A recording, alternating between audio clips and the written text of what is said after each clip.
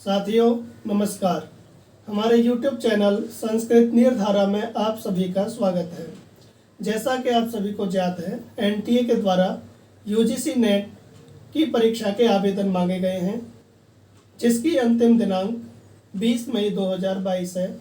अतः सभी विद्यार्थी जो भी UGC नेट संस्कृत विषय से परीक्षा देना चाहते हैं, वे सभी अपना आवेदन 20 मई तक भर सकते हैं। आइए हम अपनी कक्षा की तरफ बढ़ते हैं। पिछली कक्षा में हमने ऋग्वेद और यजुर्वेद का सामान्य परिचय पढ़ा था।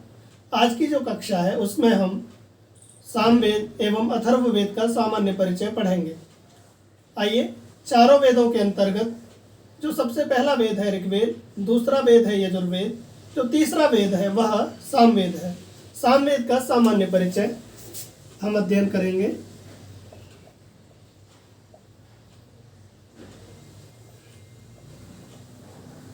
सामवेद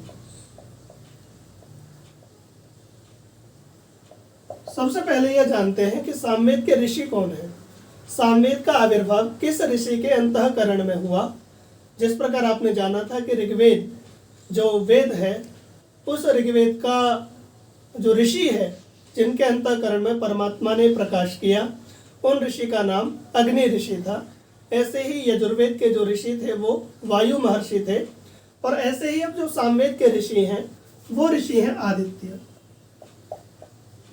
अर्थात सामवेद का आविर्भाव, परमात्मा ने सामवेद का प्रकाश आदित्य महर्षि के अंतःकरण में किया। ये बात हमारी स्पष्ट होती है। तो आपसे पूछ लिया जाए कि सामवेद का आविर्भाव किस ऋषि के अंतःकरण में हुआ, तो सामवेद का जो आविर्भाव है वह आदित्य ऋषि के अंतःकरण में हुआ। उसके बाद सामवेद का ऋत्विक कौन है। सामवेद का जो ऋत्विक है उद्गाता। सामवेद का जो ऋत्विक है वह उद्गाता है। सामवेद का मुख्य आचार्य,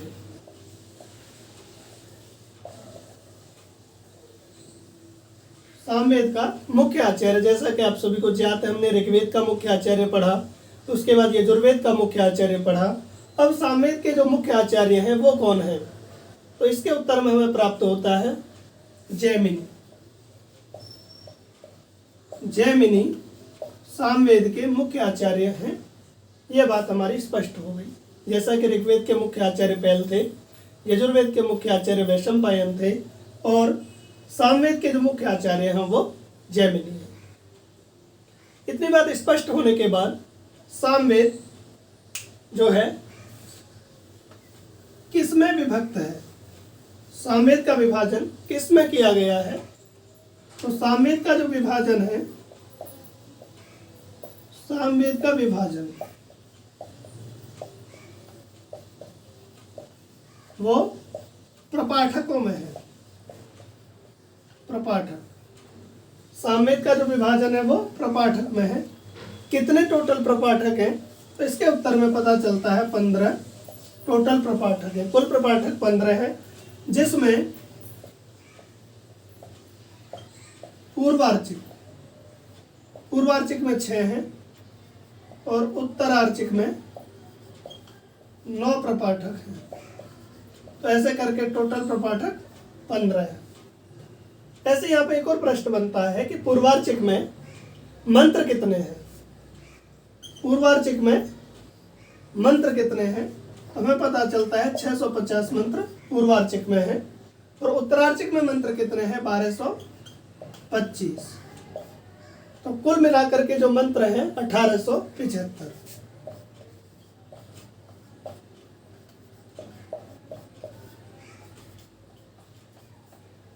कि पूर्वार्चिक की मंत्र संख्या 650, उत्तरार्चिक की मंत्र संख्या 1225, कुल मंत्र सामवेद में 1875 है।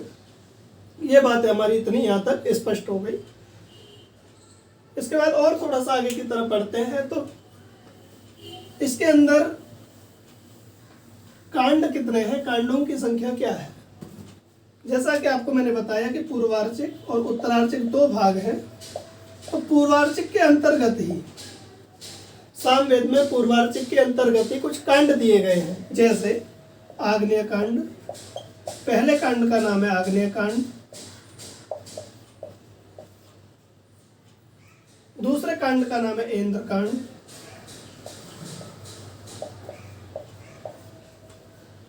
तीसरे कांड का नाम है पवमान,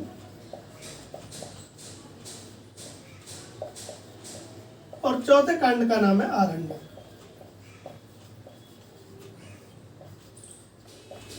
ये 4 कांड सामवेद के अंतर्गत हैं। 1, 2, 3, 4।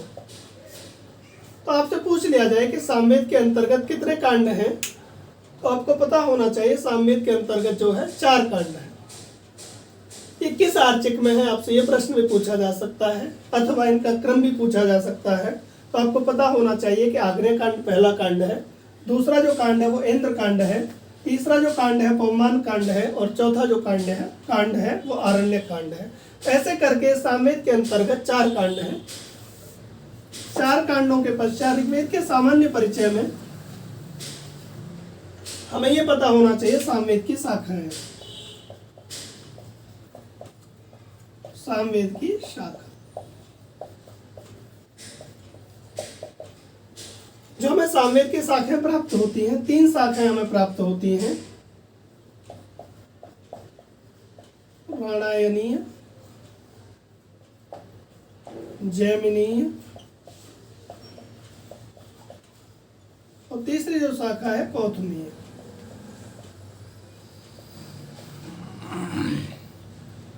तीन ये शाखाएं हैं, राणायनीय, जैमिनीय, कौथुमीय। इन तीनों शाखाओं में वर्तमान जो उपलब्ध शाखा है वो कौन सी है? कौथुमीय शाखा में उपलब्ध होती है, जिसका हम पठन पाठन करते हैं वो कौथुमीय शाखा का हम पठन पाठन करते हैं। इसके बाद महर्षि पतंजलि ने सामवेद की जो शाखाएं हैं वो कितनी मानी है, प्राय प्रश्न पूछ लिया जाता है। तो महर्षि पतंजलि के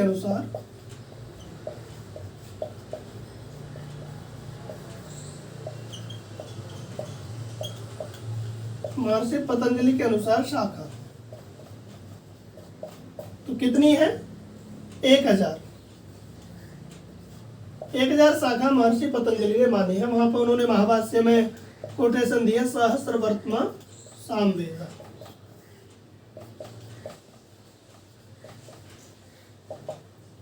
ऐसे करके महर्षि पतंजलि के अनुसार सामवेद की जो शाखाएं हैं वो 1000 शाखाएं उस कालखंड में उपलब्ध थी, लेकिन वर्तमान में हमें 3 शाखाएं मिलती है, और 3 शाखाओं में भी कौथुमीय शाखा का केवल मात्र यहाँ पर पठन पाठन होता है। थोड़ा सा और आगे की तरफ पढ़ते हैं सामवेद के सामान्य परिचय में ही।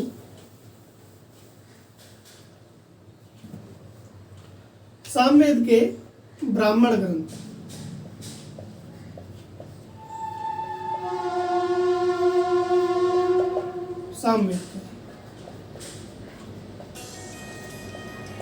सामवेद के ब्राह्मण ग्रंथ। अब आप समझ सकते हैं कि ऋग्वेद के हमने ब्राह्मण ग्रंथों को पढ़ा, यजुर्वेद के ब्राह्मण ग्रंथों को पढ़ा, सामवेद के जो ब्राह्मण ग्रंथ हैं वो चारों वेदों में सर्वाधिक है। चारों वेदों में ब्राह्मण ग्रंथ सामवेद के हमें सर्वाधिक प्राप्त होते हैं। जैसे सबसे पहला जो ब्राह्मण ग्रंथ है पंचविंश ब्राह्मण।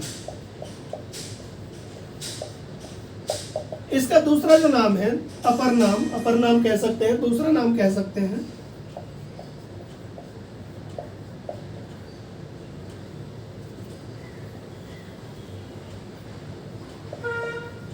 इसका जो दूसरा नाम है वो तांड्य ब्राह्मण भी है।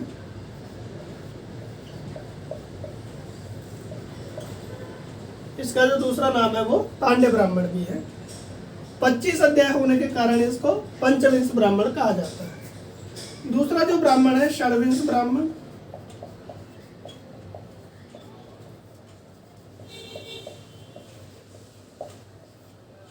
तीसरा ब्राह्मण आर्षेय। चौथा जो ब्राह्मण है देवताध्याय।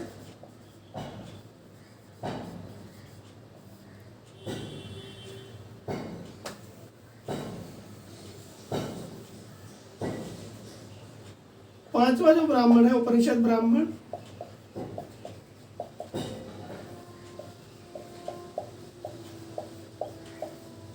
छठा जो ब्राह्मण है संहितोपनिषद।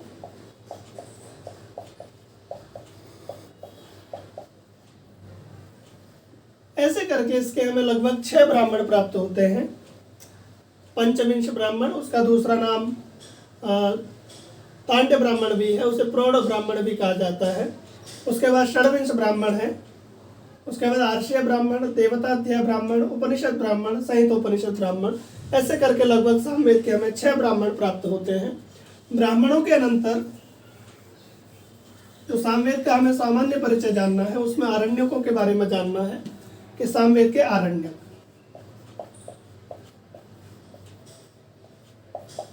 तो सामवेद के आरण्य के अंतर्गत एक आरण्यक हमें प्राप्त होता है तवलकार, तवलकार आरण्यक। दूसरा जो आरण्यक है जैमिनी आरण्यक।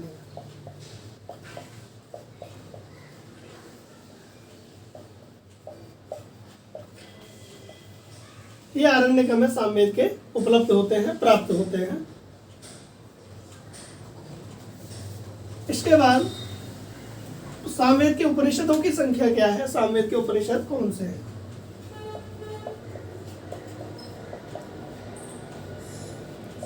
सामवेद के हमें 2 उपनिषद प्राप्त होते हैं।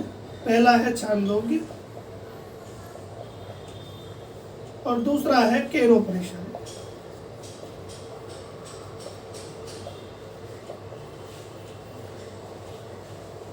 ये 2 उपनिषद हमें सामवेद के उपलब्ध होते हैं, छांदोग्य उपनिषद, केनोपनिषद।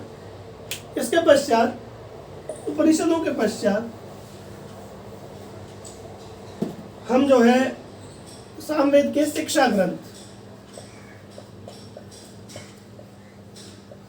सामवेद के शिक्षा ग्रंथ, लगभग हमें सामवेद की 3 शिक्षाएं प्राप्त होती हैं। सबसे पहली है नारदीय शिक्षा,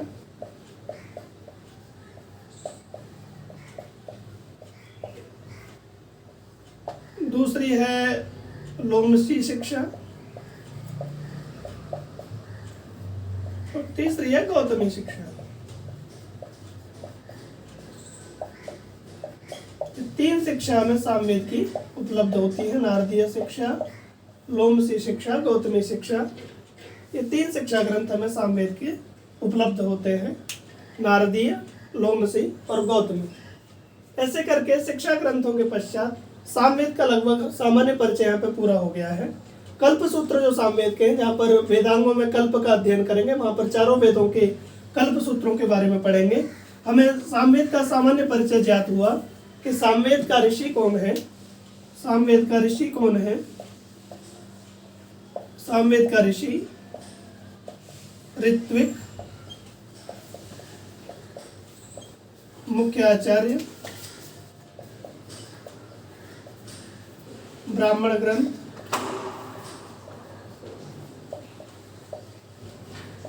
उपनिषद, आरण्यक और शिक्षा ग्रंथ।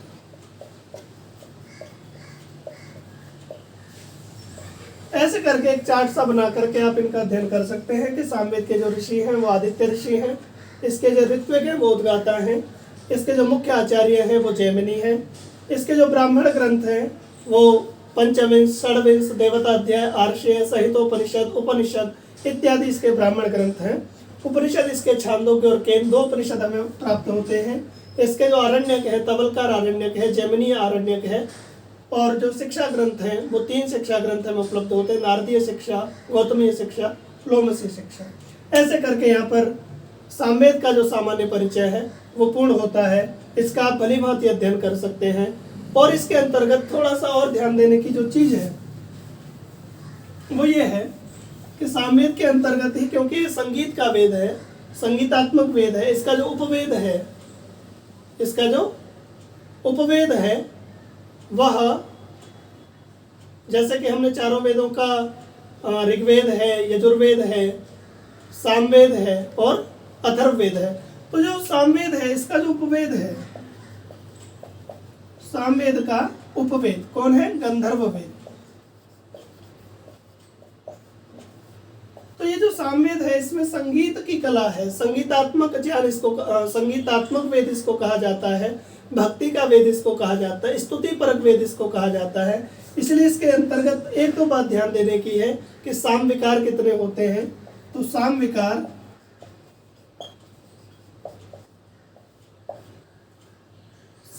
कितने हैं? 6 साम विकार होते हैं। सामगान के भेद कितने हैं? सामगान के जो भेद होते हैं वो 5 होते हैं। तो ये छोटी छोटी चीजें ध्यान देने की हैं। ऐसे करके ये जो सामवेद का सामान्य परिचय है वो यहाँ पर पूर्ण हो जाता है। आप इसका भली बात अध्ययन कर सकते हैं। अच्छी प्रकार से सामवेद का सामान्य परिचय आप पढ़ें और गंभीरता से इसको थोड़ा सा, जहाँ भी आपको पुस्तकें प्राप्त होती है वहाँ पर यदि आपको और कुछ अतिरिक्त मिल सकता है, क्योंकि हमारे पास जो उपलब्ध है हम उसी के आधार पर आपको ये बता रहे हैं। आप अपनी तरफ से भी कोशिशें कर सकते हैं। जितनी गंभीरता से आप इसका अध्ययन करेंगे उतना ज़्यादा आपको उसका फायदा होगा। धन्यवाद। सामवेद का सामान्य परिचय ध्यान से श्रवण करें, अवश्य इसको देखें। धन्यवाद। जय तु संस्कृतम।